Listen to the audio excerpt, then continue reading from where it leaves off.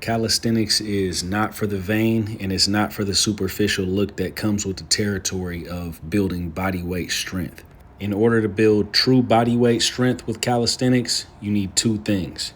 Now, before we get into those two things and before we get into the topic of the video and this workout that me and my homeboy Payday J ran through, first off, I want to thank you guys and thank all the community, the subscribers out there.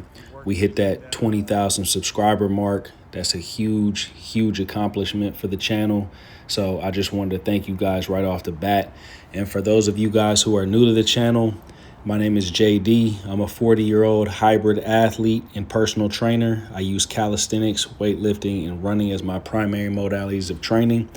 But let's get into this video. So this is the part 3. This is the last training session of the weekend, this past weekend, with me and my homeboy Payday J. He came down from Seattle to train for the weekend, and this is the final training session of the weekend. So during this training session, we did a mix of weighted basics on the bars and on the gymnastics rings. And how fatigued we were from the past few days of some real tough work, we actually got in some really good money in this session. But let's get back to the real topic of this video and those two things that you need to achieve that real body weight strength and really get into the thick of things of your body weight mastery journey. So the first thing you're going to need is patience and the grit to push through those long plateaus. I think it's safe to say that most of my audience is either a heavyweight calisthenics athlete or a calisthenics athlete that's north of 35, or you might be both like myself. And if you have either one of these two factors, or if you have both of these two factors, getting into calisthenics isn't some I want to get shredded in 90-day short-term goals type of movement practice. It's more of a I want to build a lifestyle around this movement practice, see how far I can take this movement practice, and see what I can achieve in this sport or movement practice or whatever you want to call it of calisthenics. So as you guys can see, we got some weighted pull-ups in. We started off with body weight sets of 5. Then we moved on to the 45-pound plate. Jay was a little sore, so he kept it at the 45. I pushed it to 70, and then I wanted to see how much I can get with strict form all the way up, all the way down with the 90-pound calibrated plates. And, I only got 3 reps, but it's all good. The main focus with any of this weighted work is just making sure that we're getting honest, clean money. One thing that I find interesting about calisthenics is the life lessons that it teaches us. I often find parallels with my training, with my business, or even with my personal life. And not to get too spiritual or not to get too woo-woo, but our overall vibe carries over from one aspect of life to another. I can see this in myself, and I see it in other people as well. A lot of times it's easier to see it in other people, but if you're introspective, you can see this in yourself as well. A lot of times, if you're having a tough time in your training, you might have some mental blocks going on, not only in the physical, but also in the mental. Maybe something's going on at work, maybe something's going on in your relationship. Whatever it is, you got to clean it up and figure out the source of the problem. A lot of times slowing down and not being in a rush can help us find a solution, not only in our training, but, in our personal life and business as well. But, we all see the athletes on Instagram, or we all know the people at the park who are training for highlights rather than training for building a firm and solid foundation. This is always going to lead to stagnation. Most of the time it's going to lead to burnout or injury. And, you always have to circle back and realize that the slow way really is the only way. Calisthenics is about being detail-oriented, and the people who are more detail-oriented end up developing more of a mind-body connection. And that mind-body connection and figuring out the small details you need to maybe master a handstand push-up or master the planche or the front lever, activating certain muscles and, what works for you and what exercises might get you over the hump. That's what it's all about. So it's really about being slow, detailed, and precise. Calisthenics is not a race. So don't get caught up in competing with anybody but yourself. So the second thing you're going to need to do to get stronger and, get well on that road to body weight mastery is to keep your ego in check. Now, as you guys can see right here, finishing off this pull work with a max out set of full range of motion pull-ups. Try to keep a good tempo here and try to make sure that I didn't use too much leg kipping, and try to get all the way down to the bottom of the motion and get all the way and make sure that chin gets above the bar. Now, when it comes down to keeping your ego in check, I actually don't think that removing your ego is the answer either. I think we need our ego to keep us pushing and keep us motivated. At the end of the day, I think the ego is what makes us want to achieve these high-level skills.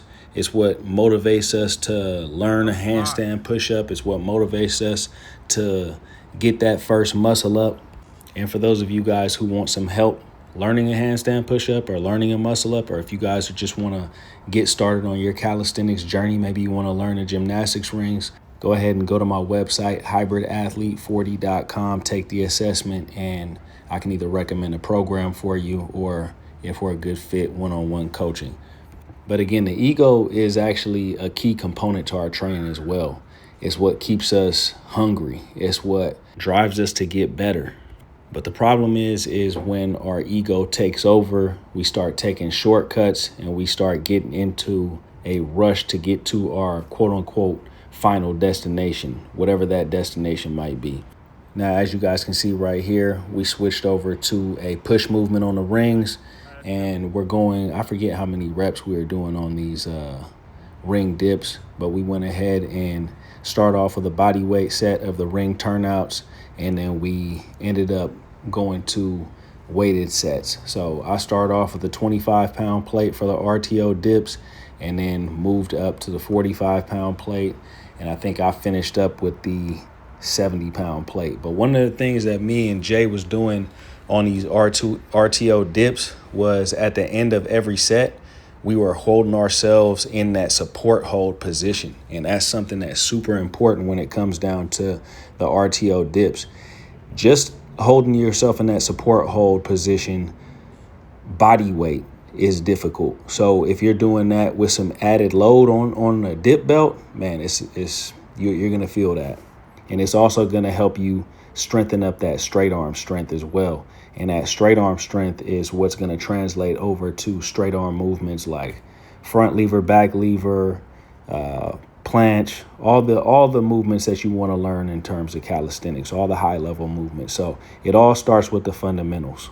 But I think we were talking about taking shortcuts when it comes down to learning certain movements. And that's actually a place where I was when I first started my calisthenics journey. And I think it's a place where a lot of us can be when we first start our calisthenics journey. We're super excited about a new movement practice. And when we first start making progress, maybe we first get that first muscle up, or, maybe we're able to hold a human flag. We start feeling ourselves, we start thinking we're the shit. So at the end of the day, we might start, doing things for show versus doing things for building that firm foundation, that stable foundation. And, you can go to any construction site. If there's no firm foundation laid down, the structure is going to be a piece of shit.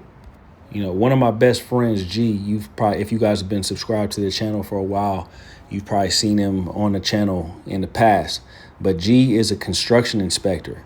And when it comes down to business, when it comes down to architecture, or, putting up a skyscraper or a freeway, whatever it might be, they have people there to ensure that these checks and balances are met. You're not going to put up a skyscraper and, have a construction company come in and do a shoddy job without having an inspector make sure that that foundation is laid down correctly. So basically what that inspector is there to do is to make sure that those construction workers is on their job and making sure they're doing everything on point. The problem with us as calisthenics athletes is that when we're first starting off our calisthenics journey, the majority of us don't have that construction inspector. The majority of us don't have that coach that's making sure that our form is on point. We don't have that coach that's making sure that, our ego is in check. We don't have that coach to make sure that we're not skipping progressions. So this is actually what leads to a lot of burnout, and this is what leads to a lot of injuries. And, I can be a living proof, a living, walking, talking testimonial about somebody who tried to skip progression, somebody who let their ego get the best of them in the beginning of their calisthenics journey. And then it led to, shoulder injuries or, burnout or so on and so forth. So again, obviously it benefits me, but it will also be beneficial to you if you're starting off your calisthenics journey and, you link up with me or another calisthenics coach. It doesn't have to be me, in terms of being that inspector, being that person to, keep you on point and help you go down that right path to body weight strength. Now, as you guys can see right there, Jay went with a sick weighted support hold. And, those are even tougher. This is actually something that I'm actually going to start implementing on my days that I do dips. I want to start practicing some support holds, and I want to start practicing some support hold flies. That's another movement that me and Jay was talking about during this training session. But back to that foundation piece, it's funny. I live out here in San Francisco. This park that we're training at is in San Francisco. And there's this tower out here in downtown San Francisco that everybody knows about. If you live in San Francisco, it's called the Millennium Tower. And this spot, luxury high-rise type building, they had, probably one of those spots, if you get a penthouse suite in there, it's like $25 million to purchase a condo at the top of this thing. But when they first started doing the construction for the Millennium Tower, they didn't make sure that foundation was right. They didn't even dig down to bedrock. They didn't hit bedrock when they laid down that foundation for this tower. And now that tower is leaning. You can actually see this tower leaning in downtown San Francisco. So you got a whole skyscraper in a major U.S. city. And San Francisco is one of the crown jewel cities of the United States. Major skyscraper. They didn't build they didn't put the foundation right. They didn't get that foundation piece right. And now look, the whole building is leaning. As you guys can see, before we got into that last exercise, the last exercise we got into was some ring push-ups, some deep dish ring push-ups. I decided to hit a couple sets of handstand push-ups. I wanted to see where my overhead pressing strength was after that. I would say that was some heavy weighted calisthenics reps and sets that we did with those pulls and so in those dips, especially those dips on those rings is no joke. I would say if you're somebody who can 180-pound dip on the bars, you could probably cut that in half when it comes down to what you can do on the rings, or maybe even cut it 65%. So if you're doing 180 pounds, maybe cut that down to like 80 pounds or something like that on the rings. But anyways, that was some, that taxed the shoulders a little bit. So I was interested to see if I could still hit these handstand push-ups, 90 degrees, tiger bend handstand push-ups. And these actually felt pretty good.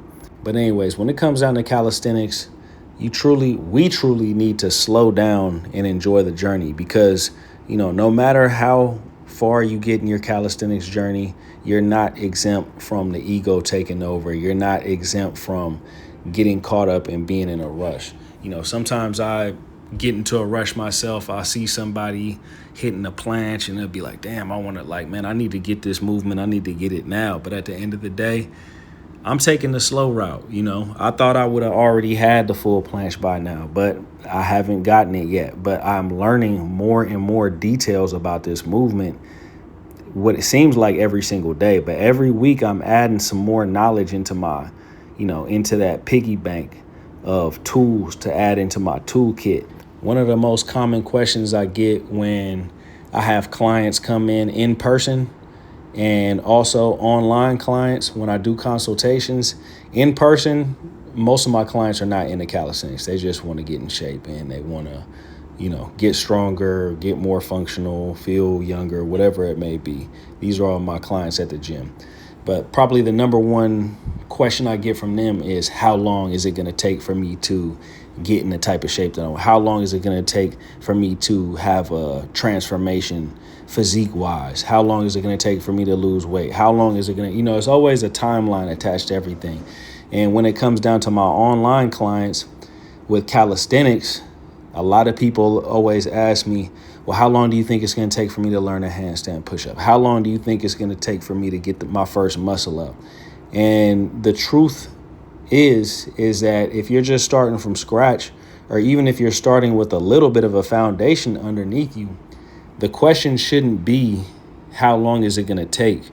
The question should be, how can I build the right foundation for solid handstand push-ups or clean muscle ups? How can I build the right foundation that's going to take me far in my calisthenics journey? Not just how fast can I barely squeak by and complete the movement. You know, a lot of times people are just trying to get over the bar. A lot of times people are just trying to do a half range of motion handstand push-up.